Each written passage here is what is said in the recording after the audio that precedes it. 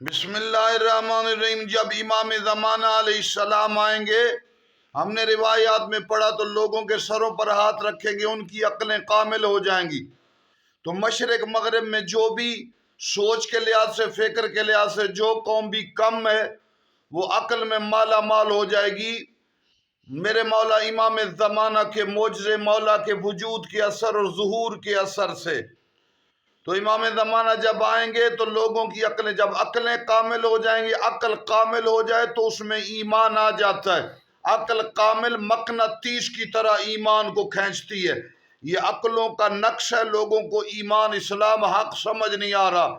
تو امام زمانہ کے آنے کے بعد ایشیا، یورپ، شمالی امریکہ، جنوبی امریکہ، افریقہ، آسٹریلیا، انٹارکٹیکا میں، ان بر اعظموں میں جو لوگ بھی ایمان کے لحاظ سے ناقص ہوں گے یا عقل کے لحاظ سے ناقص ہوں گے، جب امام زمانہ آئیں گے عقلیں بھی کامل ہو جائیں گی، ایمان بھی بڑھ جائے گا۔ کیا کہنا، جس کے وجود کی وجہ سے انسانیت کمال عقل اور کمال ایمان پہ پہنچی۔ ہم نے بات کی تھی امام کے آنے کے بعد 100% ایمان کی بلندی نظر آئے گی۔ تو ہمارا مقصد یہ نہیں کہ 100% لوگ مومن ہو جائیں گے، ایمان کے ادراک کھل جائیں گے۔ ہاں، غالب اس ایمان اور عمل کی بلندی کی وجہ سے غالب اکثریت لوگ مومنین اور مومن کامل نظر آئیں گے۔